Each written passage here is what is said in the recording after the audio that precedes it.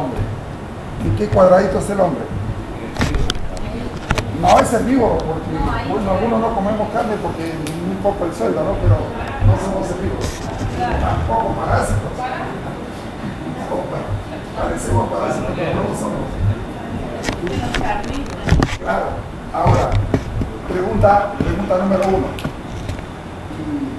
¿Podrá haber existido el ecosistema terrestre sin nosotros? A ver, no, porque es que nosotros estamos en un pedestal, ¿no? Somos el máximo escalón en toda la parte de la serie vegetal, la serie animal, ahí estamos nosotros encima de ahí. Pero la pregunta es, ¿podrá existir el ecosistema terrestre sin la presencia del hombre? La pregunta es sí, definitivamente. Y si ustedes ven, el hombre se está rozando. La especie humana ha aparecido para fastidiar al ecosistema. En otras palabras, para desequilibrar al ecosistema. ¿Por qué? Porque no sabemos comportarnos. No sabemos comportarnos en el entorno. Hay humanos, atención, van ustedes a descubrir que si hay humanos que saben comportarse frente al entorno, frente a la naturaleza. ¿Quiénes son? Las comunidades nativas a los que le llamamos salvajes. Y en realidad, ¿quiénes son salvajes? Desde reconocer eso, que somos los salvajes y no los que vivimos en armonía con la tierra, ya es un paso tremendo. ¿Cuál sería el ecosistema básico que hubiera sido eterno hasta que se acabe el sol? Luz, agua, plantas verdes, desintegradores y sales minerales. Esto está de más. Y por lo tanto el hombre está de más. Esto explica cuando alguien viene a la selva y dice: uy, esta tierra es excelente, cultivar lo que yo deseo, los arbolados dan. Falso, falso, falso. Es una de las tierras más pobres del planeta. ¿Por qué? ¿Y cómo hace que se sostenga todo eso? Porque es un reciclaje. Las plantas crecen, caen las hojas, caen los restos de árboles, vienen los desintegradores que son bacterias. ¡Ah! ¡Aleluya! Gran homenaje a las bacterias que nosotros tenemos miedo a las bacterias, error de las bacterias. El 95% de bacterias son benéficas. Sin ellas no existirían. Y las bacterias, digo, homenaje a nuestras bacterias benéficas. ¿Qué hacen? Desintegran. Vienen otras, transforman a sales minerales que son aprovechadas por las plantas verdes a través de la luz, a través de la fotosíntesis. Y el ecosistema seguiría eterno. Eterno. Sería un paraíso, el paraíso que menciona la Biblia. Hasta que llegó el hombre, jaló la manzana y fuimos todos. Ya. Veamos un recorrido. Hace muchos años, en el planeta originario África, surgen los homínidos y comienzan a desarrollarse. Uno de los homínidos más antiguos es el Australopithecus afarensis, que comienza a evolucionar y pobló la Tierra 4.5 a 1 millón de años, y ya tenían una particularidad. Ya no eran 4 patas, eran 2, eran bípedos. Surge el Homo habilis, 2.5 a 1.6, el Homo erectus, es un pariente antiguo todavía de nosotros. De él, ¿qué cosa? De él nacimos nosotros, el Homo sapiens. Ya ellos somos idénticos, hemos cambiado algunas cositas nada más, pero entonces el Homo sapiens y su relación con la Tierra. ¿Cuántos miles de años tenemos en relación? Retrocedamos. ¿Cuántos? De 300.000 a 130.000 años. Son los que estamos acá. ¿Qué hemos hecho? ¿Qué hemos hecho el Homo sapiens? Ahí está. Nos hemos relacionado, hemos convertido algunas zonas en zonas yermas, hemos destrozado ecosistemas. ¿Qué más hemos hecho? Pero en otros lugares hemos hecho otras cosas. Entonces el hombre primitivo era un hombre ambulante por el mundo. Buscaba ¿qué cosa? Comer, Y ahí miren qué interesante, cuando uno comienza a ver esas cosas, digo, ¿cómo han sido las tribus antiguas? Que comienza, lo primero, a ver, si yo me ubico acá en la unidad y esto fuera el mundo primitivo, no habría casas, no habría este bonito ambiente que lo han ambientado bonito ahora, que está muy bonito, y entonces fuéramos una tribu, ¿no? Una tribu. A ver, nos toca almorzar, tenemos hambre, vamos allá al bosque, hay frutas, ¿verdad? Pero nosotros seguimos creciendo. Anda, trae al bosque, ya no hay, ándate más allá, más allá. Y ya aparece entonces una vez que ya no daba el tiempo de ir y regresar para traer comida. Pero se dieron cuenta que comenzaban a botar las semillitas. Incluso iba botando y aparece la agricultura hace 10.000 años. La agricultura. Y entonces el hombre dice, podemos ya nosotros hacer después de todo eso, que comienza a descubrir el fuego y todo lo demás que lo ven ahí, aparece la agricultura, ¿no? Cuando ven brotar una plantita y el hombre se convierte en sedentario, es decir, porque esa marca casitas, es decir, ¿por qué vamos a ir tan lejos? Acá descubrimos esta chaqueta acá y ahí vamos a producir lo que necesitamos. Y entonces sigue la historia, domestica animales, ¿no? Domestica animales, inventa el lenguaje tanto verbal, escrito, las antiguas escrituras, ¿verdad? Los fenicios, y aparece después ya la metalurgia. Y vamos avanzando, vamos avanzando. Muy bien, descubre la utilidad de los animales como medios de carga, inventa los barcos, descubre la rueda, que tremendo avance. Pregunta clásica, ¿los incas descubrieron la rueda? Pero qué tremenda civilización, ¿no? Qué bestia, para mover tremendas piedras sin haber descubierto la rueda. ¿Qué tal si hubieran descubierto la rueda? Yo soy cajamarquí y cuando me dicen, mira, acá en la plaza de Cajamarca hay un triángulo con unos moles de acá, pero vieron tal cantidad de espanto que les produjo el primer bombazo, pero un cañón que ocuparon en Santa Polonia, que los indígenas volvieron esa pared y lo tumbaron. Pero todo uno cuando comienza a ver su civilización, ¿qué hubiera pasado si estos hubieran tenido la rueda? Y entonces el hombre aparece en la primera revolución industrial. ¿Y cuál es el emblema, la parte emblemática de esa primera parte de la revolución, la máquina a vapor? Él mete, calienta y ese hace una fuerza, hace una presión y genera una fuerza mecánica. Y entonces él dice, bien, ya no voy a tener caballos, no voy a tener caballos ni botes que naveguen a vela. ¿Qué voy a hacer? Voy a tener un tren a vapor. Tremendo avance. Atención, miren, hace ratito nomás estábamos en la caverna. Ahorita ya estamos manejando trenes, estamos manejando botes a vapor.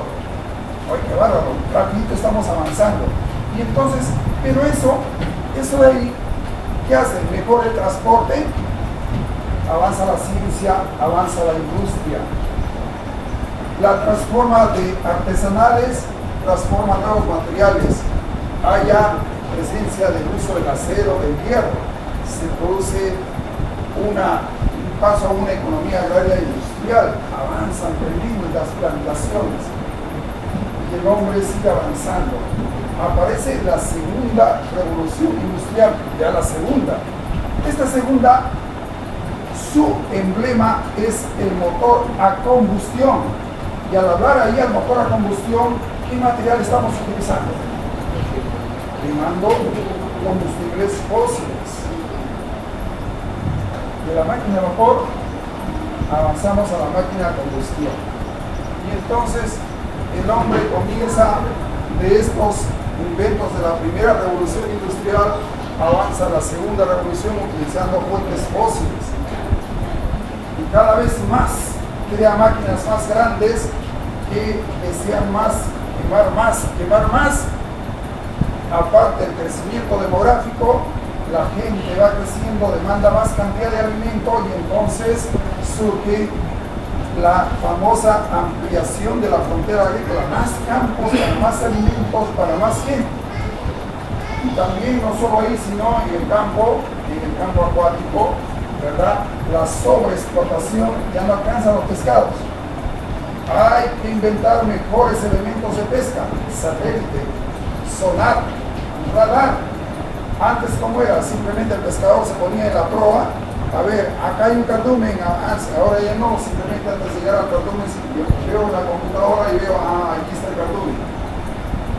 La accesibilidad a los stocks de pesca son más fáciles, entonces eso se va ahondando y el hombre comienza a hacer esto: la contaminación, la explotación de recursos, el derrame de petróleo, el derrame de gas, y los ecosistemas naturales que estaban se comienzan a contaminar. Entonces hay producción exorbitante de desechos. Ustedes dirán, ¿y este cerro de qué cosa es? ¿La basura de qué? Es puro llantas usadas. Todo es llantas usadas, imagínense. Toda esta ruma de acá de llantas, que son llantas. Ese río que era río, ya no es río. ¿De qué está ahora? De plásticos todavía. Entonces comienza el choque con el hombre. El hábitat natural original que estamos nosotros tratando de desarrollar de manera armónica surge, y entonces en el afán de producir mayor energía, algunos desastres. El desastre famoso de Chernobyl o el de Fukushima recientemente en el 2011, producto de un terremoto. Y entonces la capita que nos protege de los ultravioletas lanzados por el sol se adelgaza,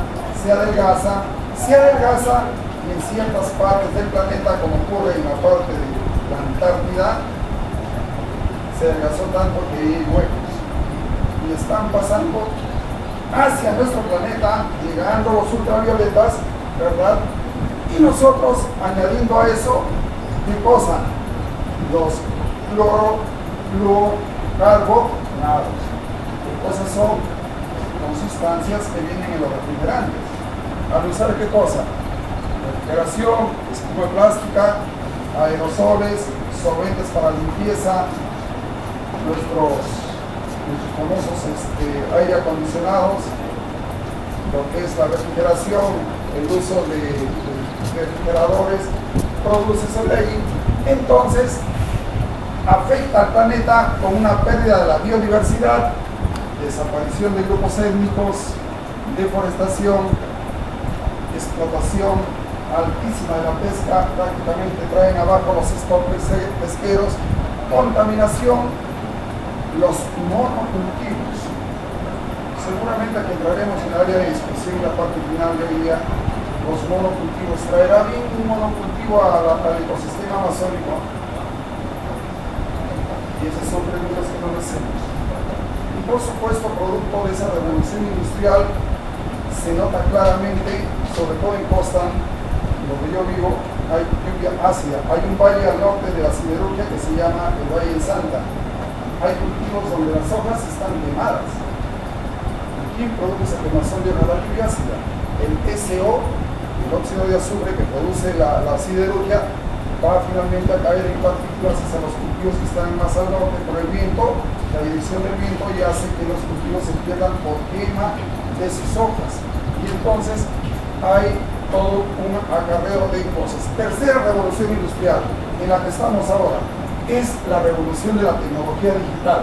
Bueno, pues todo lo que ven ustedes, la educación online, la mejora en la comunicación, los negocios globales, el tratamiento y prevención de males, mejora los niveles de servicio, pero uno piensa y solamente esta tercera revolución, la revolución tecnológica, es positiva para nosotros, traerá cosas negativas para nosotros, y uno piensa y dice, bueno, si hay desventajas. La desventaja es que nos está homogeneizando, se está perdiendo las culturas nativas, las culturas que deberíamos estar orgullosos de ser parte de ellas. Y entonces la forma de vestir, las canciones, canciones, ya no cantamos una canción ni siquiera en castellano, ¿no? Porque hay muchos ahí en Shipibo, ya solo canciones en inglés. Si lo canta en castellano, medio se vuelve un poco primitivo, dice que tiene que aprender inglés. Claro, es un idioma universal, deshumaniza, hay que ir organizado. Lamentablemente vengo de una región donde acaban de encerrar a nuestro presidente regional, pues cosas así. Y aumenta la brecha entre los pobres y los ricos ricos. Cuando alguien me visitaba el otro día de otro país me decía, yo vengo a Perú muy bien entusiasmado porque he visto sus ciudades, ustedes están bien. Y cuando llega acá digo, espérate, te voy a llevar a por acá. Lo llevé a visitar el pueblo joven. A mí me dice, no estaban tan bien. Me dice que la cosa era más mejor, no le digo, hay una brecha. Y bueno, la vida cambia tan rápido que cuando hace muchos años decíamos, una información, nos peleamos la información cuando éramos estudiantes universitarios, recién aparecía la fotocopia. Y entender una fotocopia de un paper era valiosísimo y algunos lo escondían. Tener un libro era mejor todavía porque costaba los libros. Pero hay tanta cantidad de información que uno como docente no puede estar orgulloso de sus conocimientos, sino solamente la función de los otros que utilizan en enseñar a saber, a aprender a ustedes, los estudiantes. Sería el mayor placer enseñarles que ustedes aprendan porque la información cambia tan rápido, 3 años y la información es nueva. Lo que le enseñé, yo decía esto lo último, a 3 años es información más rápida, ya se empieza a actualizar. Pero entonces aparece la revolución biogénica. Es esa revolución que surge a través del conocimiento del genoma humano, la transcripción de ese genoma humano compuesto por 3.000 millones de bases únicas y jurídicas compuestas en un término, en una línea denominada el ADN, y una molécula de doble fila con una escalera de caracol, donde está toda la información. Y uno se pone a pensar, ¿qué puede ser Dios? A lo mejor el día de mañana cuando dice, a ver, postulantes a la unidad, profesores, su ADN, por favor. A ver, usted va a padecer una enfermedad epiléptica de aquí a 3 años, no lo necesitamos. ¿Se imaginan ese cambio? Voy a un trabajo, usted va a padecer cáncer a los 40 años. No, necesito uno que viva por lo menos hasta los 60. Y la revolución entonces, no solamente para bien, ¿no? Al crear la medicina predictiva, al crear más cultivos, algunos transgénicos que pueden algunos estar en posición en contra o a favor, tienen sus pros y sus contras, buenas y malas, pero también el uso dañino que el hombre, por su naturaleza, comienza a hacer de esos nuevos materiales. Les hablo nomás de un científico, homicidio. ¿Qué pasó? Se murieron una vez como 1000 personas. Y entró a las Naciones Unidas ahí porque dijeron que habían usado armas químicas o armas biológicas. Un virus ahí, murieron 1000 rapidísimo. Entonces también el hombre hace para bien y para mal. Y esa contaminación al producir todo ese sinnúmero de gases, el dióxido de carbono, los ácidos nitrogenados,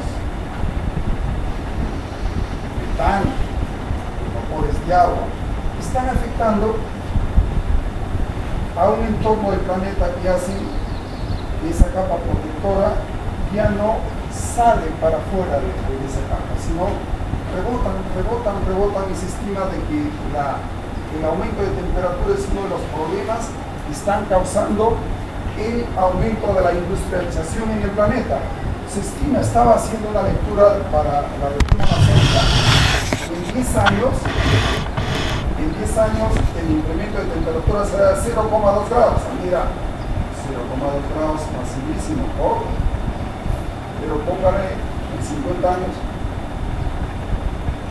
ya no estamos hablando de 0,2, estamos hablando de grados enteros. Y lo que va a pasar, ¿no? Y este problema, miren, en 1800 el monóxido medido era en el planeta 275 ppm, ¿no? Ahora, la medida en el 96 ya estaba en 368, el metano. 0.8, ahora es 1.80. Este es un dato que ya nos preocupa ya. Los nitritos, 0.27, 0.31. Y los fluorocarbonados, que son los que se utilizan para la refrigeración, para los aerosoles, no teníamos nada. Y ahora tenemos 0.50. Todo se ha incrementado. Y entonces nuestro planeta soportará o no soportará. Se dice que el CO2, su periodo de vida es de 50 a 200 años. No sería tan fácil. El metano, 10 años. Los fluorocarbonados, los gases esos, de 50 a 150 años. Y además hay formas de contaminación, la quema de combustibles como el petróleo, la gasolina, el querosene, la quema de basura doméstica e industrial, la quema de material sintético, la tala de bosques, los incendios forestales, la emisión de gases y la inadecuada gestión de residuos sólidos. Todo eso ha hecho que nuestro planeta cambie. Miren esas amenazas. Los automóviles emiten la tercera parte de emisiones de CO2 en el planeta. Al 2050 serán 2.900 millones de automóviles en el mundo. Hace 2 días veía en internet, decía que los chinos estaban prácticamente no podían vender tanto automóvil porque no alcanzaban un estacionar. Se ha determinado vender solamente un número por año. Ya no pueden vender más de ese número, ya no tienen dónde estacionar. Estados Unidos emite 6 veces más CO2 que China y 20 veces más que la India. Cuando China e India alcancen los niveles de Estados Unidos, se estima que necesitaríamos en ese momento para sostener 2 planetas tierras. Alarmantemente veía un artículo que decía ¿qué es la Amazonía? Y aparecía un artículo muy sospechoso que surgió una amplia discusión sobre ese artículo. Decía que los países más ricos debían proteger la Amazonía porque nosotros que vivimos en la Amazonía no sabemos protegerla, porque la Amazonía va a ser el único pulmón que tenga la tierra porque lo demás se está extinguiendo. Entonces, las consecuencias va a ser que el planeta está 0,7 más caliente que en 1990 ahora. Se prevé un aumento de la temperatura global entre 1.4 y 5.8 hasta 2100. ¿Y qué va a hacer ese aumento de temperatura? Entonces, ¿dónde se iría el aumento de temperatura? Lo trajeron con más hielito, esto de acá estaba más frío, pero ahora ya no está tan frío, ya se calentó. Pues ¿a dónde va la temperatura? Vaya ahí, al derretimiento de los hielos polares. Entonces, las temperaturas en Antártida han crecido 5 veces más que el promedio global en los últimos 50 años. Hoy la temperatura es 2.5 grados más que en el 40. Esto ha hecho que el deshielo sea más progresivo.